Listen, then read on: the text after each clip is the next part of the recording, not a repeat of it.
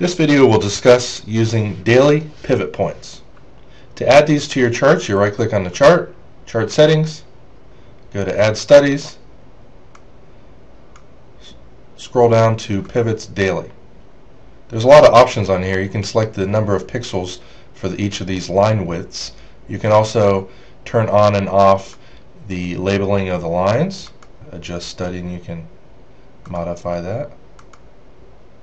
You can also show or not show the midpoints, which are the halfway points between the pivot, R1, R2, S1, and S2. The pivot points oftentimes cause areas of support resistance, so it's worth having them on the charts. You can see this level here acted as resistance. It went above it, then came down and found support there. This midpoint level right here also had support, so it's worth having all of them. Also, if you want to see these levels throughout the whole chart, you can leave this 100%. Or if you just want a little tiny section over to the right of your chart, you can adjust that so then they don't take up your whole screen space, yet you also see where they're at. The main thing to know about daily pivot points is these are calculated off of the previous day's high, low, and close. In Forex, each day starts and ends at 5 p.m. Eastern Time, and that's why we start showing these on your charts after 5 o'clock.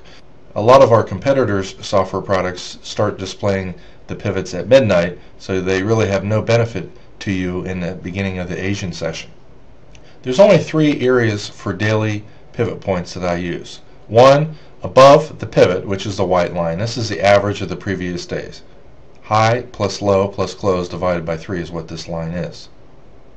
This area is a good trend identification area. Above this level, it's more likely to go up, just like our hourly moving average.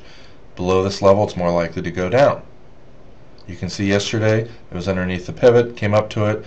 This is one of the best support resistance areas of all the pivots. Found some selling there, it went down. Found some selling, went down.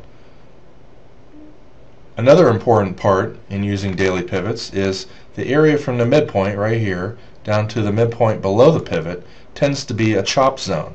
When the price is inside that area, it's much more likely to be choppy. When it breaks above the midpoint above the pivot, it's much more likely to start a trend. When it breaks below the midpoint underneath the pivot, it's much more likely to start a trend down. Let me show you some examples. Pound dollar today. In the chop zone right here, it broke out and that was a failure. It acted as resistance and then started to trend down. And once price is underneath the midpoint underneath the pivot, it's much more likely to trend down. When price breaks out and then comes back into the range at the upper pivot, that maybe the market's not going to go up and it's likely to come down. CAD yen. This is a chop zone from the midpoint above the pivot to the midpoint below the pivot. Notice how choppy and horrible trading was until it broke down here and then it continued down. This is a secret that very few people know about with daily pivots that I've used for years, starting when I traded stocks, futures, and then now Forex. Dollar Swiss, in this case it had a pretty big chop zone, but once it broke underneath there it started to trend down pretty nicely, about 50 pips. And whenever you have a failure of the trend going lower, when it goes back into this level, oftentimes it will, continue up. Notice the dollar CAD here. Yesterday it was in the chop zone all day and extremely choppy. Today it was in the chop zone from here. We had a breakdown here. And obviously when these levels get broken, you don't always have a trend. Here it broke down. You would still look for selling there. And when it came back into the zone, you can expect some choppiness, which you had. And once it breaks above this midpoint, you're likely to have a trend up, which later on occurs, obviously, as you can see. Here's the chop zone in the euro yen. Notice it's extremely choppy, but above the pivot. Notice how the pivot acts as resistance. Once it breaks above it, acts as support again later. Went above this level and you got a nice trend up, and then it came down and acted as major support right here when that level got broken. It's a very high probability trade. You can see the market fell about 50 pips. Notice this chop zone again.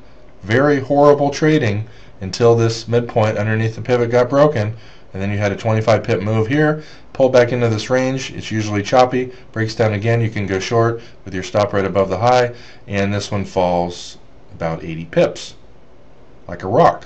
And you'll oftentimes find this. Notice yesterday it was in the chop zone all day, and it was very choppy and had resistance here, and it broke out, and then it came back down, went underneath the pivot again, shot up, found major resistance there. There was no clear explosive move one way all day. It went up, down, then down, failed, broke out, then came back down underneath which should be a support level, the pivot, came up here, found resistance, and then came down. It's much harder to trade inside the chop zone. My advice is just don't do it. The last part of using daily pivots is to use them like you would any other support resistance area. My favorite one is the pivot level. If you wanted to get short right here, this is a great place to go short. If the price comes up to it, can't get above it, you could go short, put your stop a few pips above that swing high. In this case, it pulls back about 20 pips, more than enough to move your stop to break even, or even lock in 5, 10, or 12 pips in this. When it breaks out above it, after touching it twice, it's very likely to go through it. This is your next profit target level. So you can use these as profit targets, areas to get in, places to put your stop past. Let's say you got short here, you can put your stop a few pips above the high here. And then when it breaks here, by a few pips, you move your stop down above this level.